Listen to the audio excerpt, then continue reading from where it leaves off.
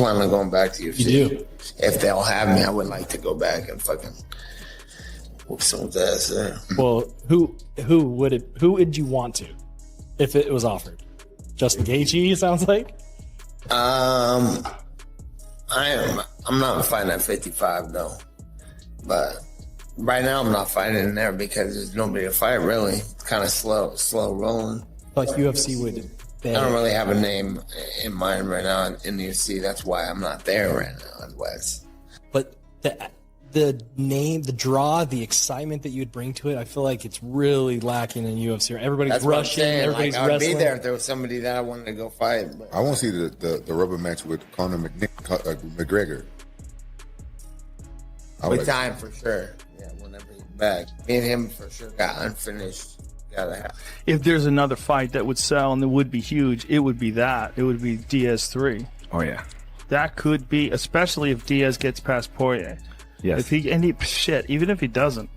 I mean, just that fight alone. I mean, there's the history between those two guys. Mm-hmm. I mean, that would be. And it's so appealing stylistically as well. The fight, you know, like I'm a grappler at heart. I love grappling, but I also understand that a jiu-jitsu tournament will put people to sleep. You know, even if you're into jiu-jitsu, it's hard to watch a jiu-jitsu tournament. Yes. But anybody can see a punch hitting someone in the head and then falling down. That's that's exciting.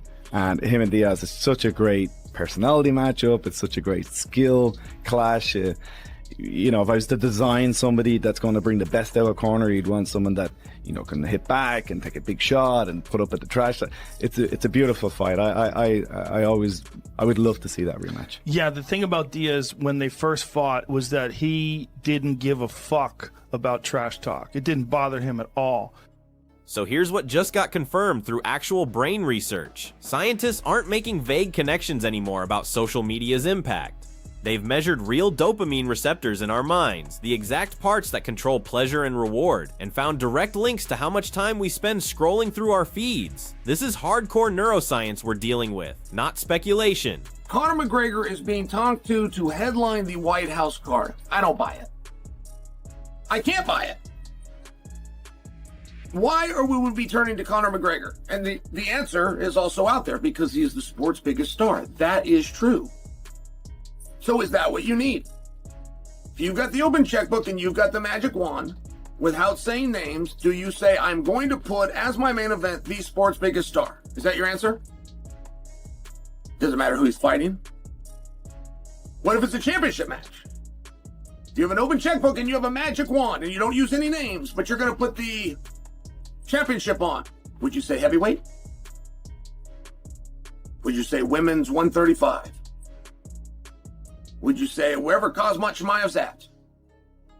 Like, how is it that you would answer that question? And then what if you're really going to go for a big fight? What if you really follow this for a long time? You're going to do what we used to call a super fight, but now we call it title versus title. Here's exactly how Nate Diaz handled this situation. Zero hesitation, no dancing around the topic whatsoever. When that White House opportunity came up and everyone started throwing around potential opponents, Conor McGregor was the only name that made Diaz's eyes light up. No fancy pitches needed, just straight facts. If it's not McGregor, then honestly nothing else moves the needle for him. Diaz basically said consider it done. The long-awaited trilogy everyone's been craving isn't some distant dream anymore. It's brewing behind closed doors, waiting for that perfect moment to explode. No contracts needed, no complicated negotiations required. Everyone already understands exactly what this fight represents. Last thing, White House card, like you said, you want Conor McGregor? Yeah, but the whole thing's at WWE. So right. At least that's happening and getting something to talk about, something to watch. And I'm looking forward to that fight, actually. Now, fans want it. Devontae and Paul should be good. And then, because what else are you looking forward to? Hurry up? Nothing. Hurry up, what else? If it's not you, McGregor, Ryan, it's nobody. So it's good. It's good. Now, fans want you versus McGregor 3. Do you want that fight? Yeah, for sure. But hold up, Dana White stepped in and really cooled down all this trilogy fever. He stressed timing as the absolute deciding factor in this rapidly evolving game. Think about it this way, 12 months in this lightning fast sport, consider that reality. Just 12 months in mixed martial arts can completely flip everything upside down. This hits especially hard since McGregor has only hinted at coming back, and while Diaz has shown clear enthusiasm, nothing's locked down. White explained that getting too confident right now is pretty much pointless. The UFC landscape, fight schedules, champions, even the organization's main priorities can shift dramatically overnight. He warned that by next July 4th rolls around, everything might look so different that today's conversations could be totally irrelevant. So to be clear, McGregor vs. Diaz 3 isn't dead in the water, but it's definitely not close enough to get contracts signed and press conferences scheduled just yet.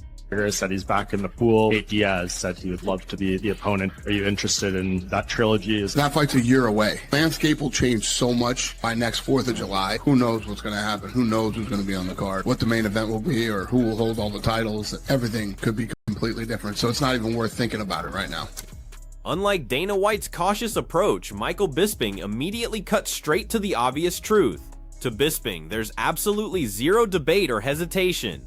If Nate Diaz actually returns to competition and Conor McGregor truly steps back inside that cage, then that's undoubtedly the fight that needs to happen every single time. It's beyond question. Their rivalry, he stressed, already stands tall as one of the most legendary in UFC history, so putting a matchup this significant on a White House card, an event already designed for historic importance, wouldn't just be a highlight.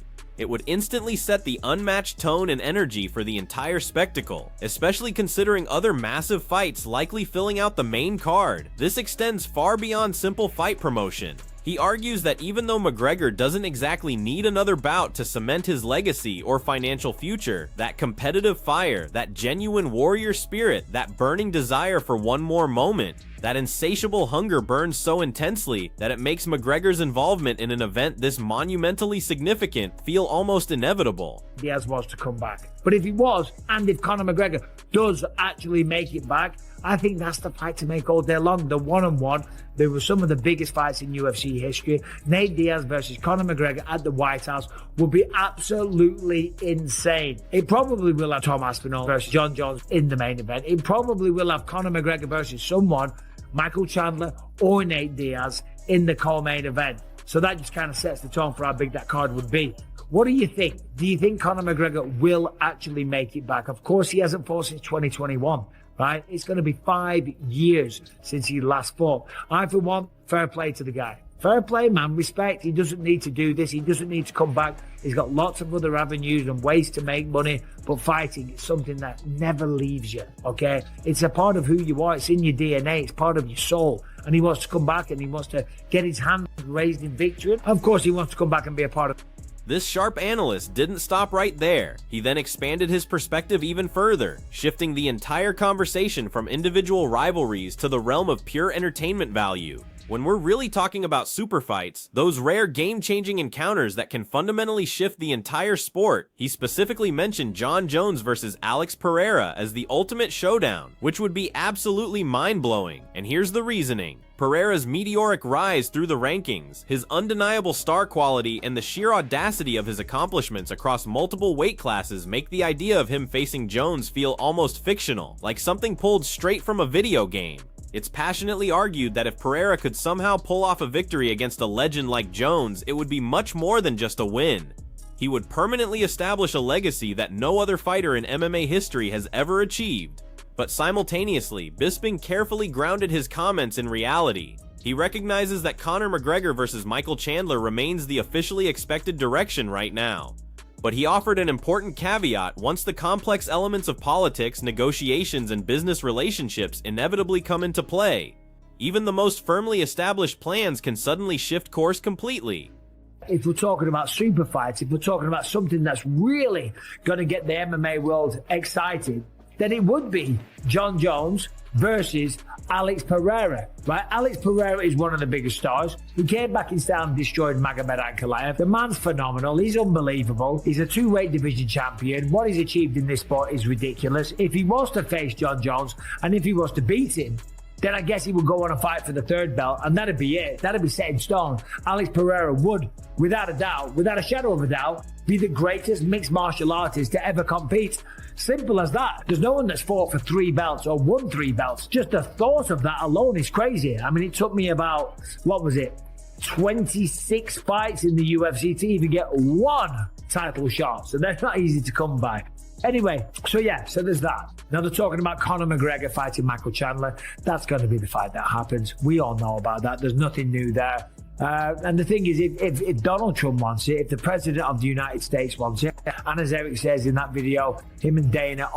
Meanwhile, the always insightful MMA analyst expertly steered the entire discussion toward the essential elements of timing and circumstances, making sure it stays firmly rooted in the passionate perspective of the fan base. He directly stated that the next truly exciting fight to watch, the bout everyone will be talking about, absolutely depends on Nate Diaz.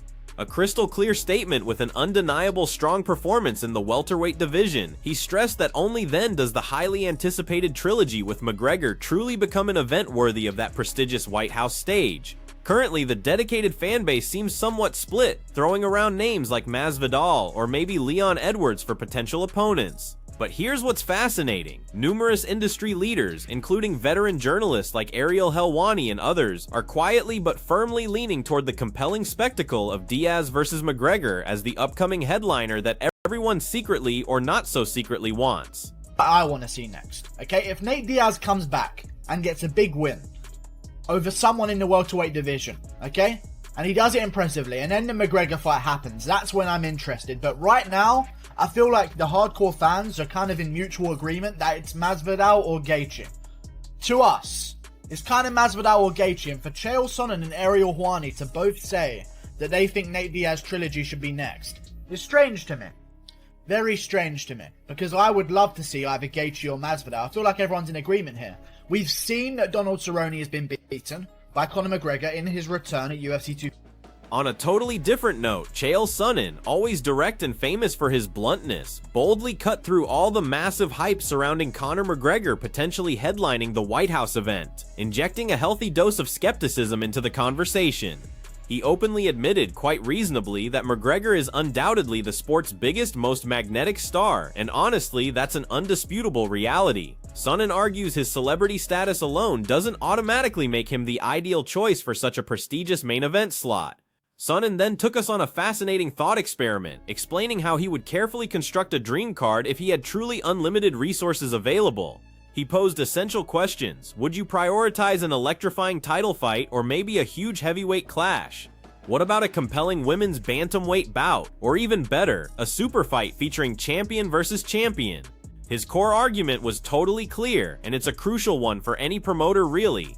Star power definitely matters, but what's more important is whether that star power actually delivers a captivating fight that truly resonates, capturing the audience's imagination and drawing unprecedented viewership.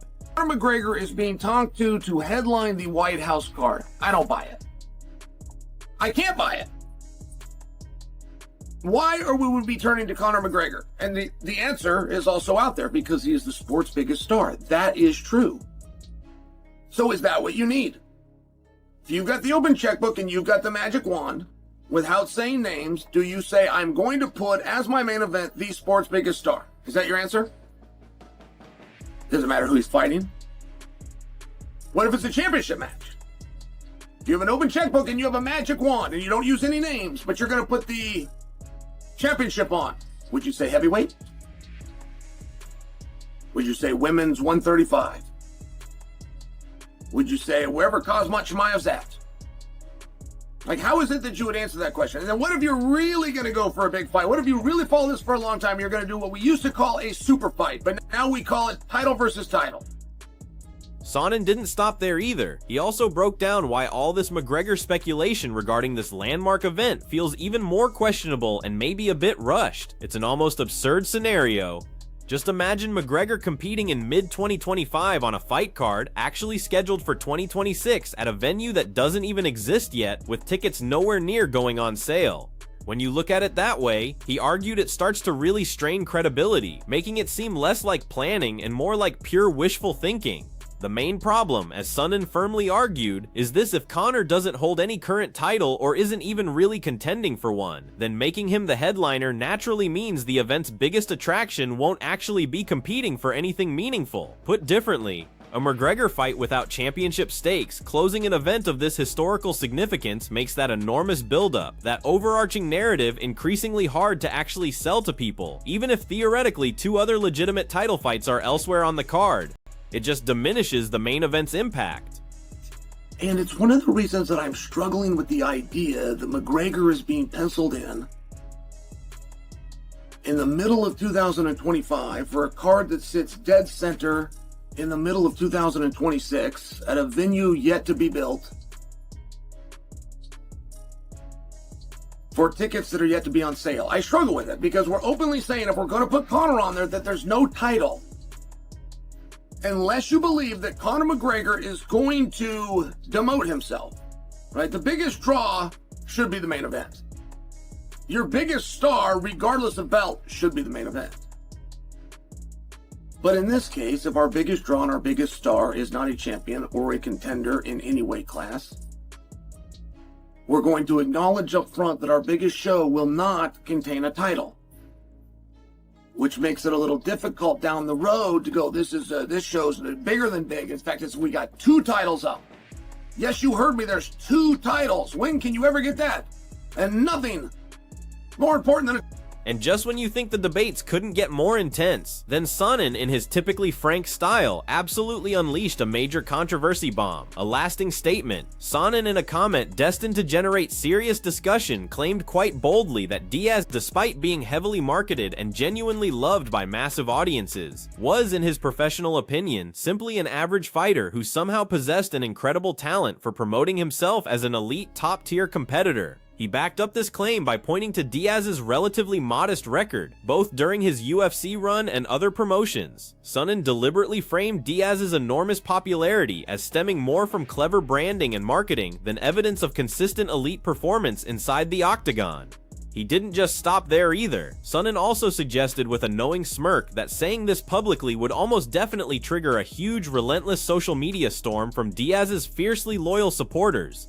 So whether you absolutely love Chael Sonnen for his honesty or completely hate him for his controversial takes, this much is guaranteed to spark intense, heated debate throughout the entire MMA community for weeks to come. Nate Diaz, he is the most puzzling. He's not. I don't even think he's that good. I'll go get his record if you want me to. But he has convinced people he is good at fighting somehow. Some way. Pretty good. I'm gonna go get his damn record, Daniel. It's not. But he won the Ultimate Fighter. He won the Ultimate Fighter. I'm saying he was good for the time that he was fighting. No, he wasn't. He was average. He was. Yeah. Okay. I'm just. Okay. I'm gonna go get the record. I'm gonna go get the record. They're gonna yell at me. I know this. Okay. Let's see. Well, his record is 21-13. Oh my God. Really? Yes. That's not that great. Okay. I take it back. I'm taking it back. And he was going into the UFC. He was, I think it was 5-1. So within the UFC, he was 16-12. That's not good. That's not very good. That's not good. There's really no way to twist that into good. Yeah. So, but you know, his personality. That's another one's like, how did his personality catch on? And he says funny things sometimes. He's a little bit different. He's, you know, I don't. Yeah. And listen, if you post this clip, please don't post this clip because Now let's shift dramatically to the broader conversation about who really deserves to grace the White House lineup. Jon Jones's move to heavyweight is definitely quite intriguing. Daniel Cormier remains firm in his belief that Jones's best performance, and more crucially, the fight that fans really want, stays solidly at light heavyweight. He highlighted an exciting potential matchup with Alex Pereira at 205 pounds as perfectly fitting for that monumental White House extravaganza. Cormier acknowledged that Jones has certainly added significant size during his career, but he's confident that cutting the required weight to reach the 205-pound limit remains totally doable for Jones, thus keeping the real possibility of that ultimate dream fight alive. At the same time, Jon Anik, using his typical blend of realism and deep fan understanding, precisely laid out his own detailed vision for the White House fight lineup. He strongly suggested the main event should feature the undisputed heavyweight championship, likely showcasing Tom Aspinall defending his title versus the imposing Cyril Gane, while acknowledging that the massive excitement around Jon Jones versus Alex Pereira makes it a viable option for the headlining spot or the co-main event. Anik carefully outlined a thrilling bantamweight title fight between the relentless Merab Dvalishvili. He expressed genuine hope that by the time June 14th arrives, fans could potentially witness an unprecedented 4 or even 5 undisputed titles defended right there on the legendary White House grounds, which honestly would create a truly undeniably historic event if all those elements somehow come together perfectly. Not to be outdone, Brendan Schaub then revealed what he enthusiastically calls a dream card. A lineup so stacked it would definitely make any MMA fan completely lose their minds with excitement. He absolutely loaded it with marquee names like Ilia Topuria, the dominant Islam Makhachev, the always entertaining Sean Strickland, the previously mentioned Alex Pereira, and obviously John Jones, plus the epic McGregor vs. Diaz showdown. Schaub called it exactly the type of card he would gladly pay top dollar to see without any hesitation, and he didn't even stop with the main events. He argued that even the undercard featuring wrestling phenoms like Gable Steveson and Bo Nickel would be absolute must-see television, with Michael Chandler also included, rounding out what he describes as a card so explosive, packed with talent so deep it could single-handedly revolutionize fan expectations for MMA events. But contrary to all that ambitious planning, Henry Cejudo shared his thoughts on the biggest potential matchups for the White House card and, as expected, spoke his mind directly. From an impressive list of possible fights including Alex Pereira versus John Jones versus Tom Aspinall, Jones versus Francis Ngannou, and McGregor versus Michael Chandler, Cejudo firmly endorsed Jones versus Aspinall. For Cejudo, this involves more than just rankings or championships. It carries deeper significance. It represents the 250th anniversary of America, featuring a massive clash of eras, pitting a genuine all-time great against the formidable present. From his extremely thoughtful perspective, that particular fight isn't just big.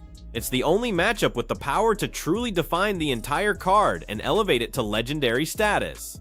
So after hearing all these incredible perspectives, what's your take? Do you think Nate Diaz will actually return to face Conor McGregor, or is McGregor possibly lining up a different opponent for his comeback?